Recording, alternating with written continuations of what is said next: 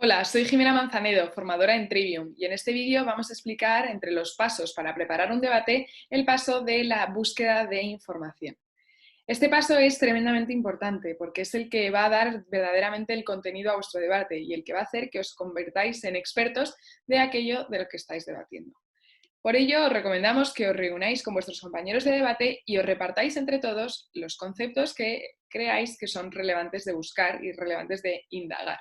De esta forma, la búsqueda de información será mucho más eficiente, porque no buscaréis todos de todo, sino que, habiéndolo repartido previamente, algunos compañeros se encargarán de determinadas partes y otros de otras, y luego podréis compartir aquella información que habéis encontrado los unos con los otros. La búsqueda de información se puede hacer de distintas formas. En primer lugar, cuando se nos plantea la pregunta, lo que haremos será hacer una búsqueda general de aquellos términos, de aquellas cosas o incluso de ideas en las que consideremos que debe haber una búsqueda de información. Para ello simplemente utilizaremos los buscadores normales que conocemos, tanto buscando en Internet como consultando determinados libros, pero también comprende la búsqueda de información consultarlo con nuestros propios familiares, porque muchas veces, familiares o amigos, muchas veces sus opiniones nos pueden dar también ideas sobre cómo enfocar la pregunta o sobre hacia qué dirección podemos enfocar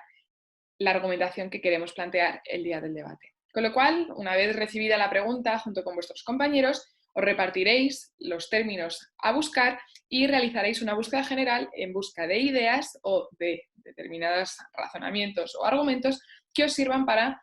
ir construyendo vuestras propias argumentaciones. Esta búsqueda se irá concretando más a lo largo del tiempo y pasaremos a buscar lo que en debate se encuadraría en el lado de la contextualización,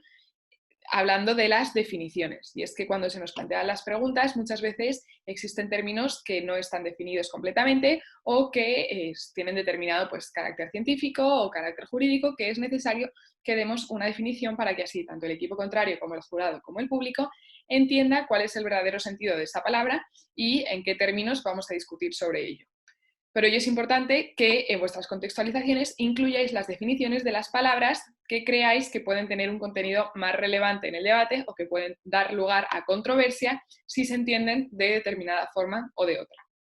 Las definiciones, lo más usual es que acudamos a la Real Academia de la Lengua Española, que nos ofrecerá la definición base de aquel término que estemos buscando. Sin embargo, siempre podéis acudir también, cuando se traten de términos científicos o de términos jurídicos, a diccionarios más especializados en los que encontraréis una definición un poco más concreta.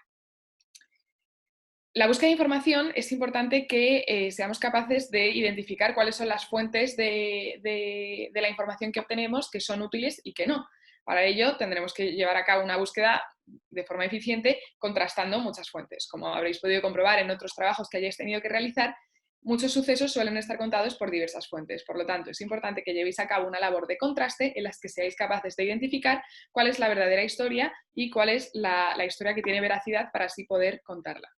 Para ello es importante que cuando acudáis a noticias de prensa, como digo, consultéis más de un periódico para ser capaces de identificar cuál es la noticia contada en los términos más objetivos posibles para así poder transmitirlo.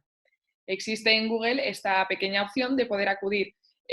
sobre cualquier tema que busquemos en Internet a las noticias, las últimas noticias, que nos encontrarán y que nos mostrarán cuáles han sido las últimas tendencias respecto a ese tema. Pues, por ejemplo, en este caso, los plásticos de un solo uso, si hacemos esa búsqueda nos dirá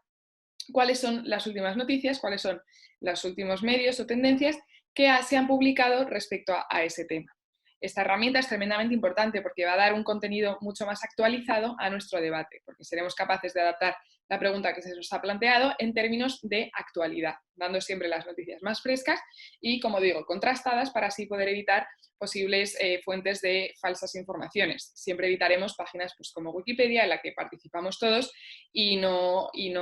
tienen la veracidad que pueden tener unos medios mucho más cualificados.